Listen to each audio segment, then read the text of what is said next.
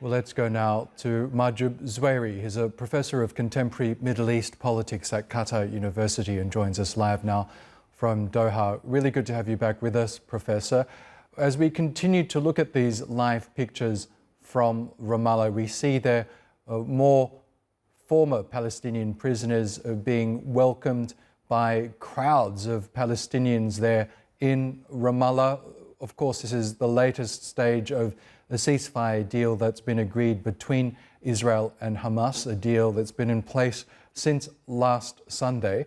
What's your initial reaction to what we're seeing right now?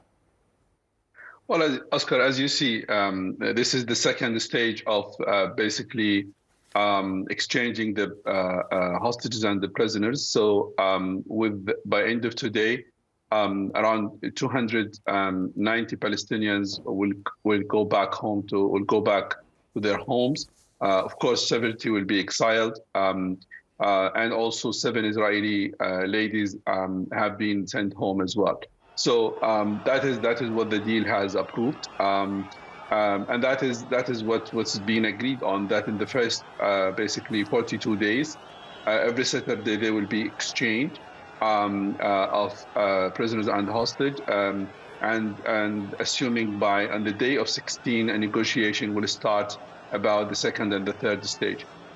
So far, things are moving in the right direction. Of course, the Netanyahu government trying to create problems and issues like the name of the prisoner which he brought today, and trying to say Hamas was not committed.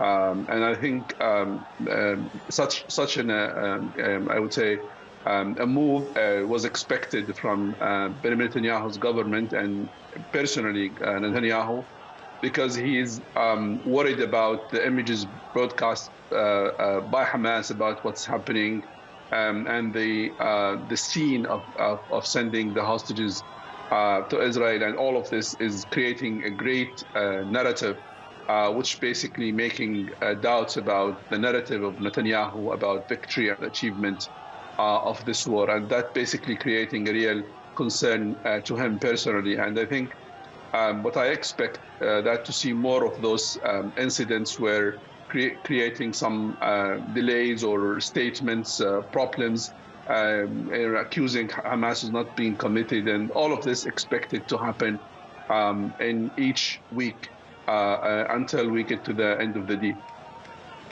Professor, in addition to the former prisoners who've been released in Ramallah, Egyptian state media is reporting that some 70 former Palestinian detainees have been released to Egypt. They've arrived there now. These 70 are believed to be part of the group who Israel insists must be deported, who can no longer return to either Gaza or the occupied West Bank. So as we continue to learn more about the former Palestinian prisoners, what's your hope for this deal? Because, of course, there are some concerns that if and when all of the Israeli hostages are released from Gaza, that Israel may resume its attack on Gaza. Are you worried about that as well?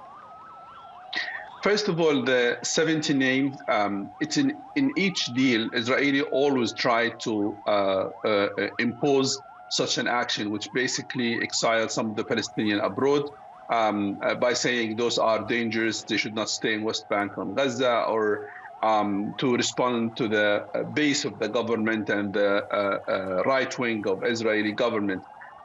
Those 70, Oscar, the discussion, the deal discussion, because there was a lot of debate about them and until last minute, and to avoid any delay of an announcement, it has been agreed that those 70 will be sent to Egypt, and then the mediators will agree on where those people will be exiled. So there are a lot of scenarios. One of them is some of them will go to Qatar, some of them will go to Turkey, some of them will go to the third countries.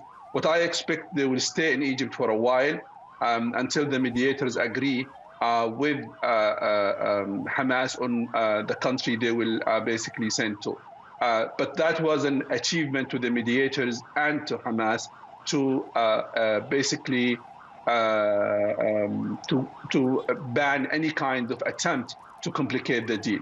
Of course, that's not a pleasant news to the families, but again, it's important that they are released, and hopefully one day they will go back to their home in Gaza or West Bank.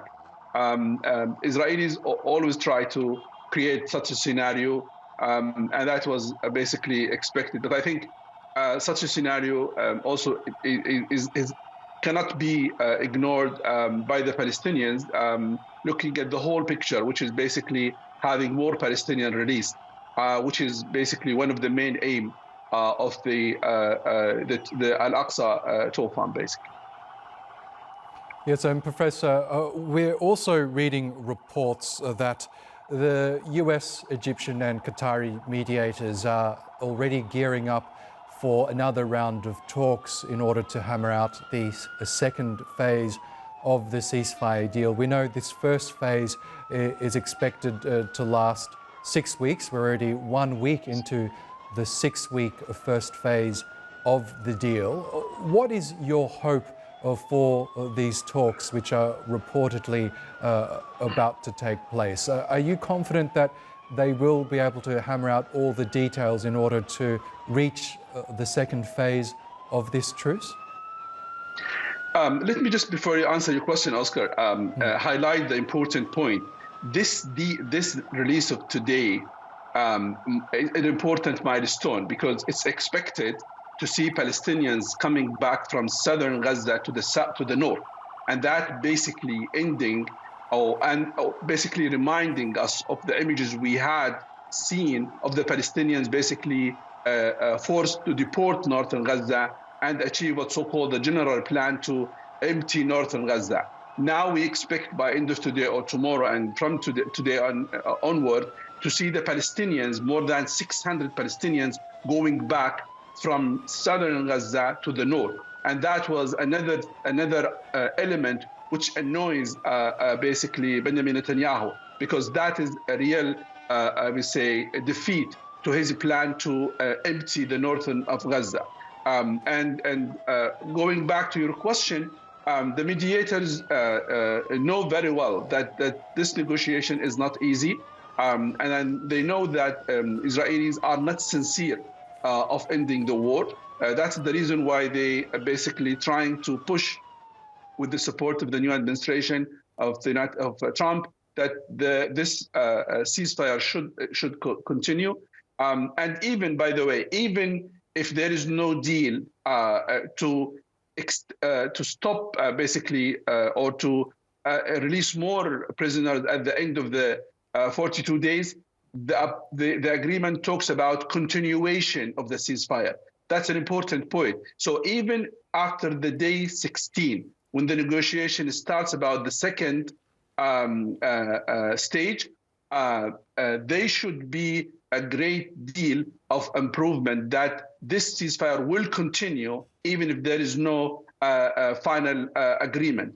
One of the major issues we have also to remember that the dynamic created by the release of the prisoners every Saturday will put more pressure on Netanyahu not to stop this process, because more pressure will come from within Israelis, more pressure will come from international community, from Trump administration, that it worked, why you stop it? So I think that the 42 days of this, the first stage, will create a new dynamics and impose, I would say, a lot of pressure on Netanyahu to continue in this deal, and that is what basically the mediators want to capitalize on. And Professor, we know that Benjamin Netanyahu has been under the heavy influence of the far-right parties in Israel. At least one of those parties has quit his coalition, and other far-right members, including high-profile ministers, are calling for Israel to continue its attack on Gaza after the release of all of the Israeli hostages. As you say, though, as we see scenes like this from the occupied West Bank of Palestinian prisoners being released, but also scenes of Israeli hostages being released, do you believe that will further weaken the influence of the far right in Israel, given that many tens of thousands of Israelis have been calling for this ceasefire? In reality, Netanyahu has promised Smotrich that he will open a new front, a new war zone, which is on Jenin. And as you know, there is a new basically phase of war on Palestinians now is happening in Jenin. So basically, the far right now, to some extent, they are happy to see more Palestinians killed in Jenin. However, as I said, the images of this process of releasing more Palestinians and more Israelis every Saturday will make, I assume, those far right more isolated and will actually impose more pressure on Benjamin Netanyahu himself, especially the opposition of the government. They already offered him opportunity that his government will be safe, even if the Smotrich group is withdraw from the government. So basically, he still has opportunity to remain in government until he finishes the deal. And I think what he tries to do now is just to keep those far right within the government so he can continue until 2026, and maybe assuming that he will also run for another elections. But personally, I don't think that he's welcomed by the new administration, by Trump personally and his administration, and that basically put more pressure on him. And I would argue that Benjamin Netanyahu, he will be one of the victims of this deal when it finishes, because his political future will be ending by that. And that's what I think Trump wants, because he cannot trust him as a prime minister, and he wants a new government where that government can work on deals in the region, and also in which help Trump image to be a hero of peace in the future. Okay, Professor Mahjoob Zweiri, we'll leave it there for now, but it's great to get your analysis as always. Thank you. Thanks, Oscar.